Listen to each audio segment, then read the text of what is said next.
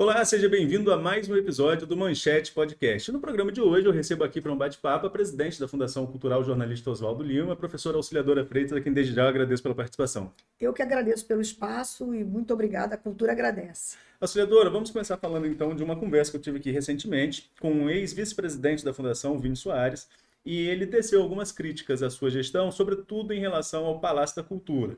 Diz que o governo do qual ele fez parte, o governo Rafael, deixou o palácio reformado, devido a um acordo judicial que foi feito com os proprietários de um terreno, de um prédio histórico que foi demolido, e que a nova gestão não deu continuidade aí nesse programa para reabrir o Palácio da Cultura. Qual é a real situação do Palácio hoje?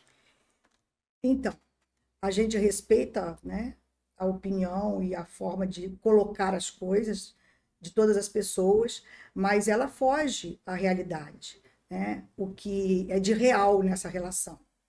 Quando a gente chegou, eu fiquei super feliz quando eu vi lá que tinham inaugurado o Palácio da Cultura, com plaquinha, com tudo, dizendo que estava devolvendo o Palácio da Cultura para a cultura. Mas isso não aconteceu, né?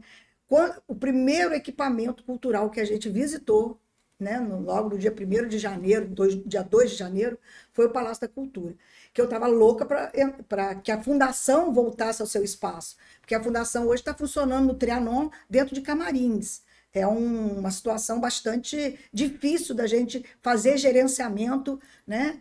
De um lado fica uma parte da fundação, do outro lado fica outra, salinhas pequenas, que são camarins, mas então eu falei, que bom que a gente vai chegar logo e já vai voltar. Não foi o que aconteceu.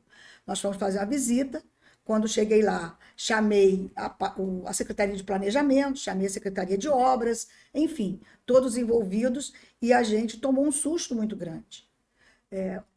Poças de água por tudo quanto era lado, o telhado vazando água, a parte elétrica toda danificada, a parte hidráulica toda danificada, um banheiro só funcionando mais ou menos, né? Porque não dava descarga, porque o encanamento, enfim, estava tudo comprometido. A fiação para fora do teto, caindo no chão, assim, enfim, uma situação bastante preocupante, né? Porque a gente sabia que tinha vindo de uma reforma, de uma obra, né? Então, aí entramos no Auditório Prata Tavares. Chegamos no Auditório Prata Tavares, parece coisa que tinha um terremoto ali. Eu até mandei para você as fotos, né? De como a gente encontrou. O subsolo era mato por tudo quanto era lado, nascendo plantas dentro aonde tem os restos mortais do pessoal histórico de Campos, né? Das autoridades de Campos, debaixo de água. Enfim, começamos a fazer a manutenção preventiva para a gente arrumar isso tudo, né? E começamos a discutir a questão da emenda que tinha para que pudesse estar instalado no Palácio da Cultura e que contemplava 70% do Palácio da Cultura para ciência e tecnologia. Então, devolver a cultura não era o que representava na realidade. Então, nós tivemos que começar todas as tratativas de novo para que o recurso da emenda que veio para equipamentos não tivesse que voltar.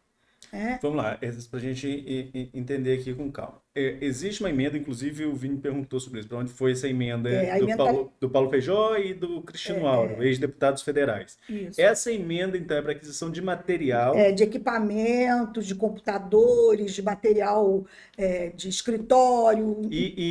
Essa emenda era para a questão da ciência e tecnologia, só, Isso. não só para cultura, não para a cultura? Não, só para ciência e tecnologia. Então, quem está fazendo isso, o processo licitatório, é a Secretaria de Educação, Ciência e Tecnologia, que hoje agrega a ciência e tecnologia do governo passado, né? Está junto com a educação. Então, quem está tocando isso é a Secretaria de Educação. E o processo também está caminhando para a aquisição desses equipamentos. Então, assim, resolvidas essas questões burocráticas, né? Começamos, então, a elaboração do projeto para a reforma efetiva do Palácio da Cultura. No espaço aonde não chove, ou aonde a gente tem condições de fazer alguma coisa, a gente está fazendo o ateliê cultural, né, que são cursos de vários segmentos para a população lá no Palácio da Cultura, porque não precisa instalar computador, não precisa, porque não comporta, não dá para manter internet, nada disso. Né? Então, esses cursos, corte e costura, trançaria, fotografia, design gráfico, nós estamos dando também de pintura, bordado, enfim, esses cursos que estão, na verdade, até bombando lá, muita gente fazendo, a gente está usando, enquanto não começa a reforma.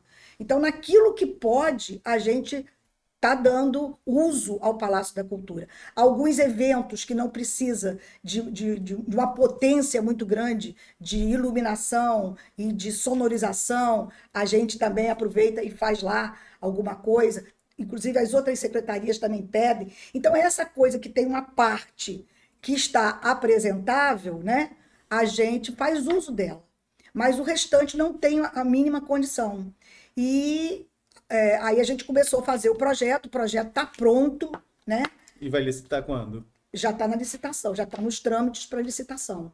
Eu acredito que dentro de uns 15 dias, mais ou menos, a licitação já deve estar marcando o processo. Essa reforma com recursos próprios, auxiliadora, ou tem alguma Recursos emenda próprios. remanescente aí de algum lugar? Recursos próprios. Essa reforma é com recursos próprios da prefeitura, né?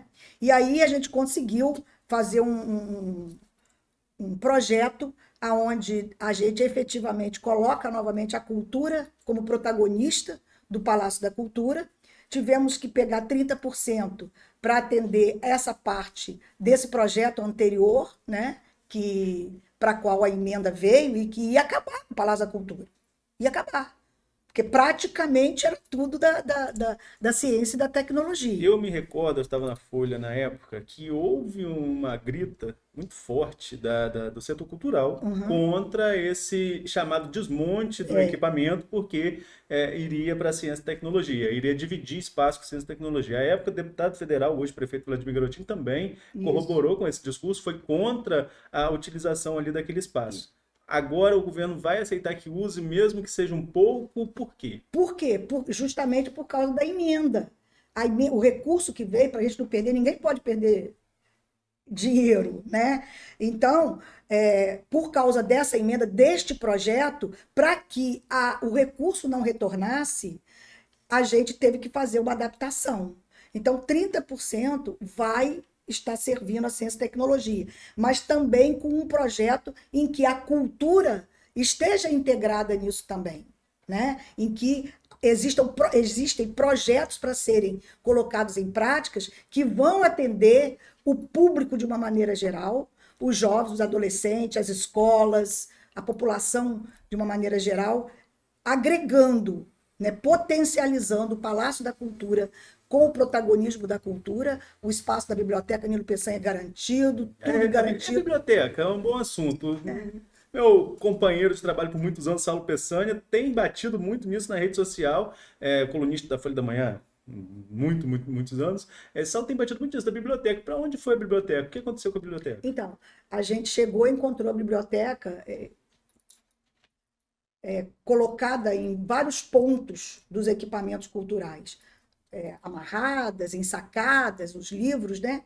Então, tinha um pouco no arquivo, tinha um pouco no Trianon, guardado, e aí a gente recolheu, fez todo o recolhimento do que a gente encontrou, né? Com um pouco de dificuldade, porque o inventário não estava um inventário completo, mas a gente conseguiu pegar aquilo tudo dentro do espaço lá do Palácio da Cultura, que a gente teria condições de proteger da chuva e de uma série de coisas. Nós levamos tudo para lá, conseguimos contratar uma biblioteconomista que precisava, muita dificuldade, a gente procurou muito, 1 ano procurando uma biblioteconomista para fazer o trabalho de recuperação e de reorganização da Biblioteca Nilo Peçanha, e agora ela já fez processo de higienização, está encontrando material maravilhoso, muitos documentos assim do século XIX, né?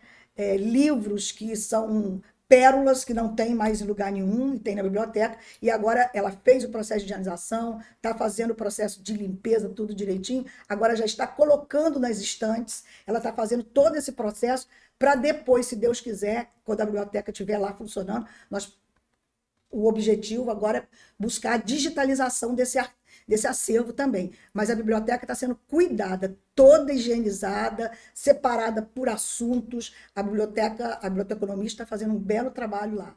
Quem quiser, a gente convida até Saulo, quem quiser pode ir lá visitar para ele ver de perto o trabalho que está sendo feito. É um trabalho que está sendo feito nos bastidores, né, que as pessoas não veem, mas, na verdade, a gente, dentro do nosso Instagram, @cultura, a gente presta conta de tudo isso que está sendo feito. É só acompanhar lá que vai ver. E se quiser, tá acompanhando ali, não tá? Não, pode ir lá.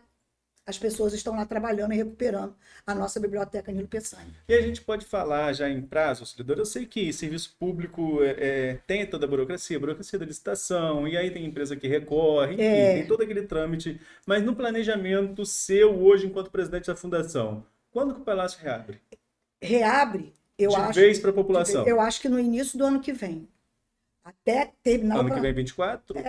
2024. Mas não tem essa obra toda, esse projeto? Tem, mas aí tem que ser uma firma que vai dar celeridade a essa obra, né?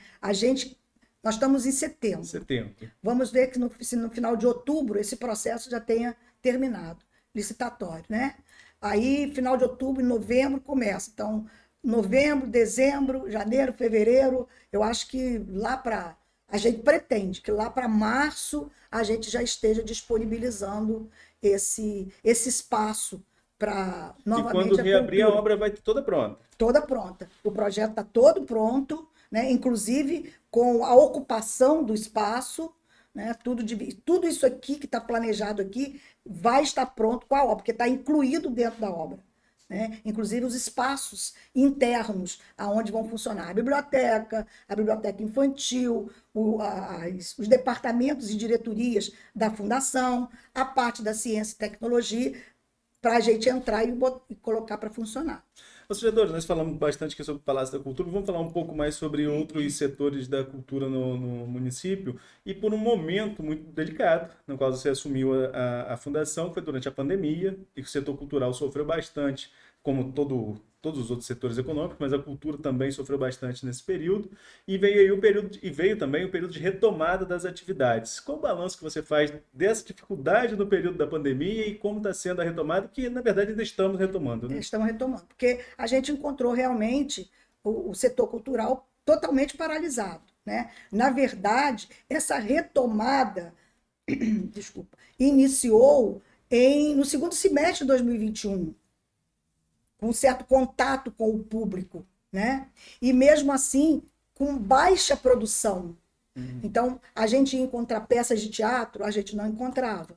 A gente ia dança, a gente não encontrava. As pessoas estavam retomando de um processo em que a questão financeira ficou bem comprometida e as pessoas não tiveram como investir, né? Então, a gente teve que dar esse tempo. Então, nós começamos a implementar a política de editais no município, para que esse recurso público pudesse estar chegando aos fazedores e fazedoras de cultura e dar a eles condições de ter alguma coisa para reiniciar todo esse processo. Então, as políticas de editais, a gente recuperou, está recuperando a cultura popular, do carnaval, das quadrilhas, né? Ontem mesmo a gente teve a finalização desse processo com a entrega dos cheques.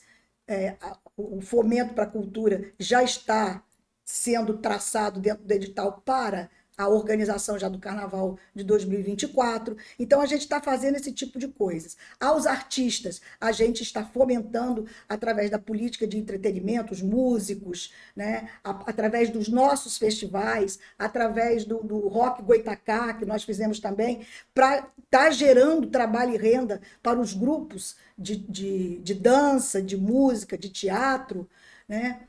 Criamos um programa de cultura para o município, com 7 eixos, desde a criança até o adulto, através de formação. Nós estamos com cursos de formação em educação em artes, história da arte, que está bombando, está sendo dado pela Fundação, mas está no espaço lá da Academia Campista de Letras. Ontem nós lançamos também um curso de turismo, né, para a gente estar formando pessoas para o turismo histórico e cultural.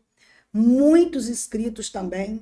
Então, estamos com um processo de formação continuada dos fazedores e fazedoras de cultura nas diferentes áreas, né? Estamos com curso de teatro, teatro de rua, lançamos um projeto Cultura na Rua, para que a gente possa também estar levando a cultura mais próximo da população.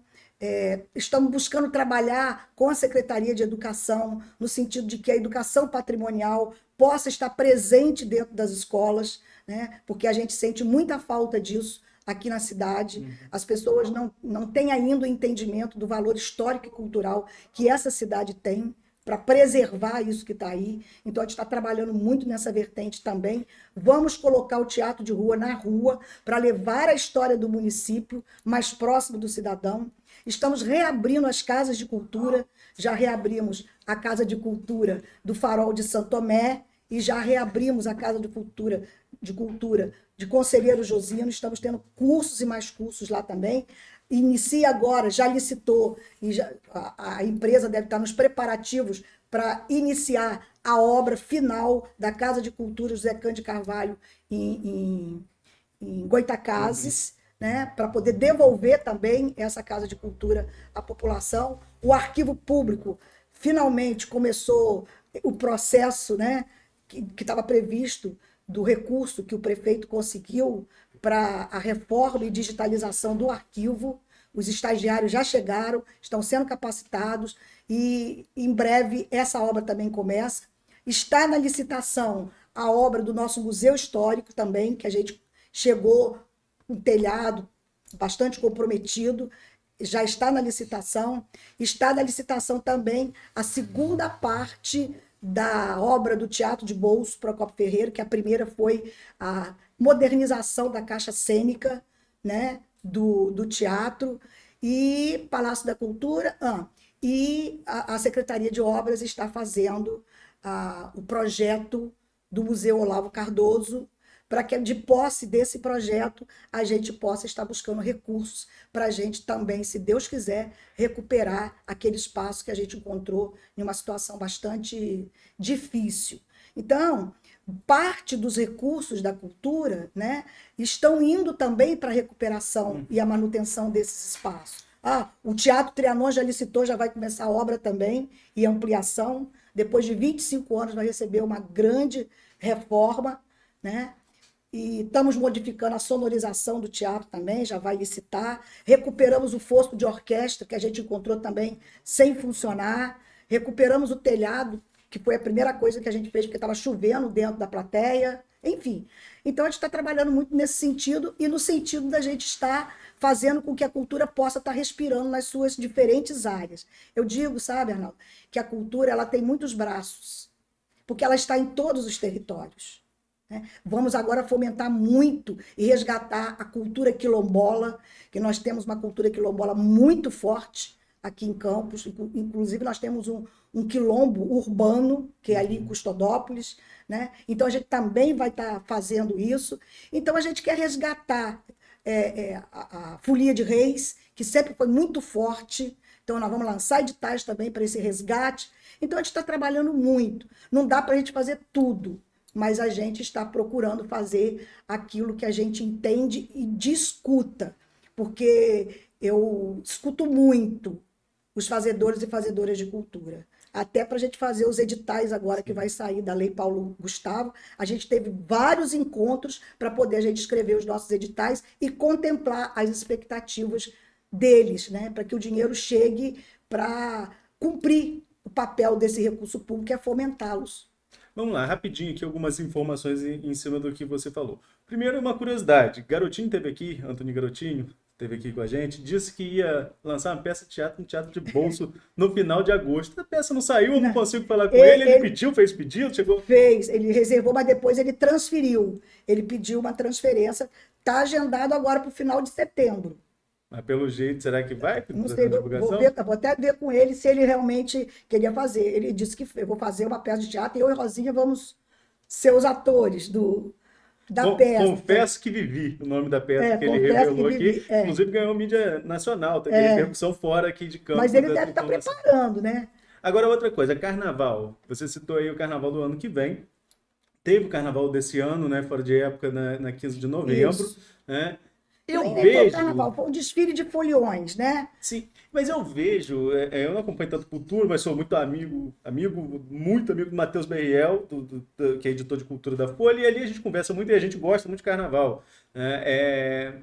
Mas eu vejo, até nas conversas com ele, eu vejo que tem um sentimento das pessoas que fazem o carnaval, um certo apego com a 15 de novembro e não com o CEPOP. A minha impressão está equivocada ou isso realmente acontece? E como vai ser no ano que vem? Não, tem sim.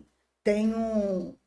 As pessoas ainda são saudosistas, né? Realmente o encontro ali foi muito bom, o público compareceu, né? Mas nós temos um centro de eventos populares, né? Que é o CEPOP, que tem no Rio, que tem em São Paulo, que tem em vários lugares do Brasil. E a gente é um espaço seguro, com estrutura para fazer o carnaval, aquela pista maravilhosa para fazer o carnaval. Então, ano que vem, o CEPOP está terminando a obra, deve terminar agora em outubro, né? Está terminando a obra e volta para lá o carnaval. Além do carnaval, os outros eventos de cultura da cidade também vão lá. Só não aqueles tradicionais, como, por exemplo, a festa do Santíssimo Salvador, que era a Praça do Santíssimo. Esses não, mas os eventos, né, que vão acontecer em Campos e estará voltando para lá.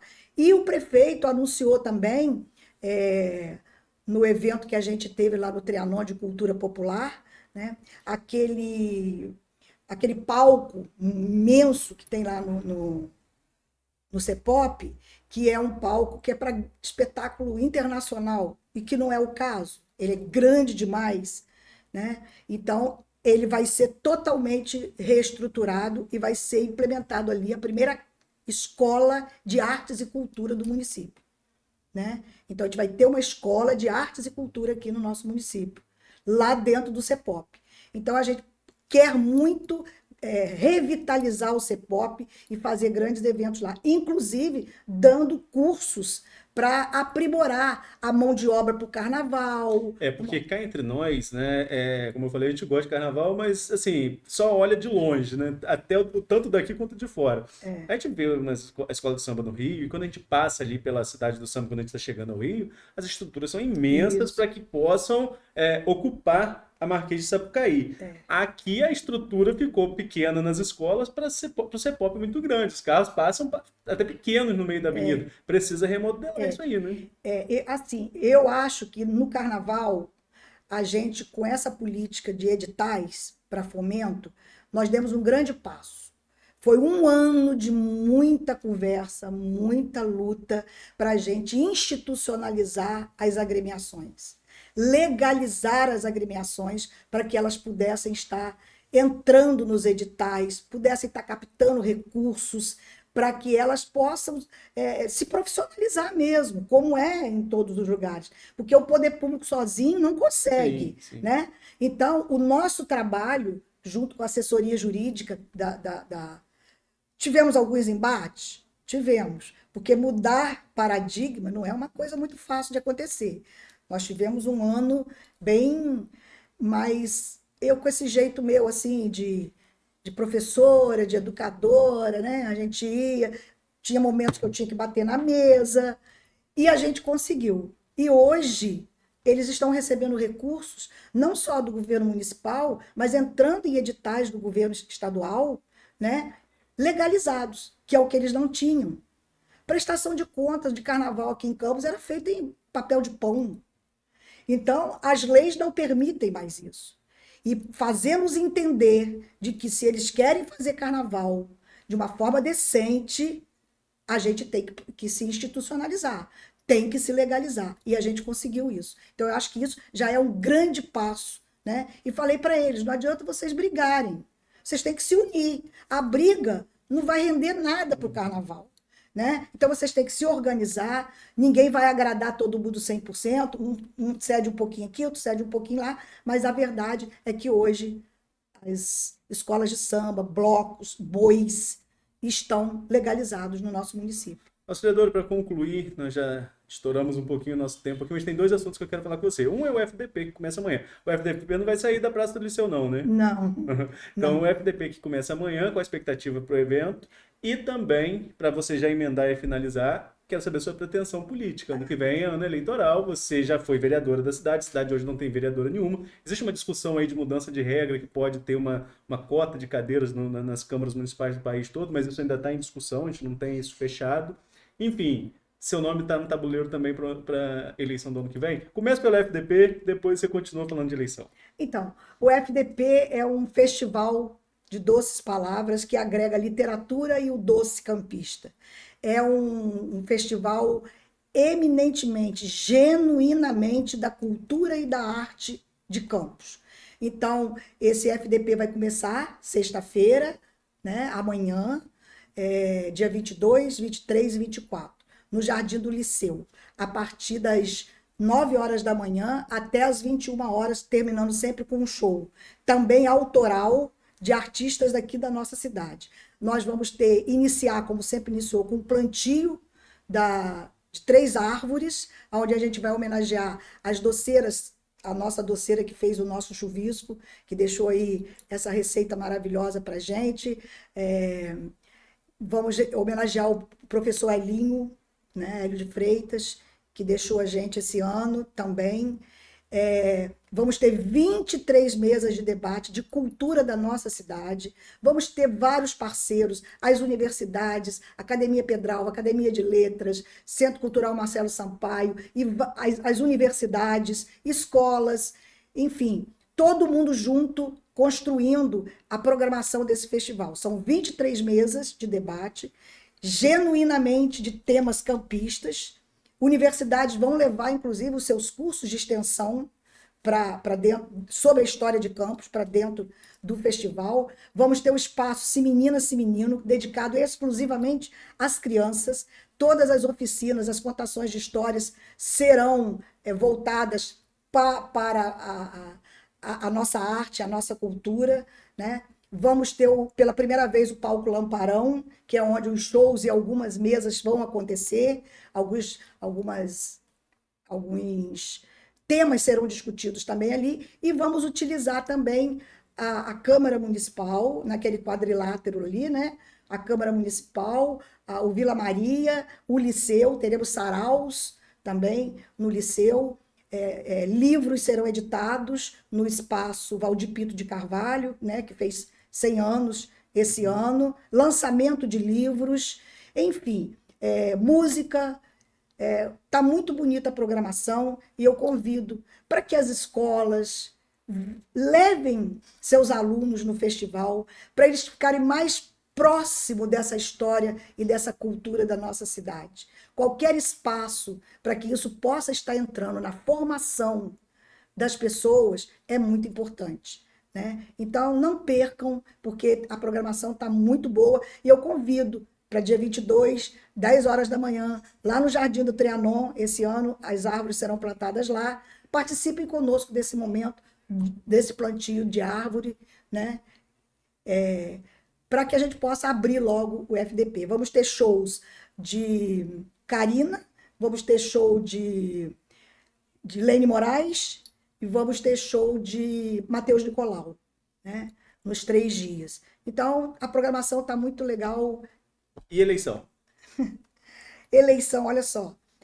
Eu estou sendo, assim, convidada, né, para ser candidata, até porque a Câmara está sem mulheres. Nós já tivemos, na outra vez que eu fui candidata, 4 representações femininas lá na Câmara. Nós não podemos, em uma cidade em que tivemos uma Benta Pereira, uma Mariana Barreto e tantos outros, uma Ivete Marins, né, e outras vereadoras, ter uma Câmara sem uma representação feminina, né? Não é fácil a gente entrar nessa disputa, porque ela é desigual, ela ainda é desigual em termos de estrutura que é dada à mulher, em termos de recursos que é oferecido à mulher. A mulher faz, eu principalmente faço, quando eu entro para fazer uma campanha, eu faço campanha de ideias, né? Eu faço campanha de serviço prestado, né? Então, vamos ver aí, eu tô analisando, vamos ver como é que está essa reforma que vai haver aí, mas eu acho assim, está na hora dos partidos políticos e daqueles que lideram, porque os cabeças dos partidos políticos, a grande maioria é gerenciada por homens. Então é uma cultura machista muito pesada, né? Então as facilidades não são muito colocadas para as mulheres enfrentarem esse processo e conseguirem se eleger. Mas se realmente meu nome for um nome que vai agregar, né? Eu gosto muito do executivo. Eu gosto muito do executivo. Mas a minha passagem pela Câmara, ela me deu satisfação, no sentido de que a gente pôde reformular a lei orgânica do município, e o que está posto aí de cultura e de educação na nossa lei orgânica foi coordenado por mim, né? E a colocação também da economia solidária como uma das vertentes do desenvolvimento econômico do nosso município, que é eminentemente agrícola, né? Também foi uma contribuição que eu pude dar à nossa lei orgânica nesse sentido.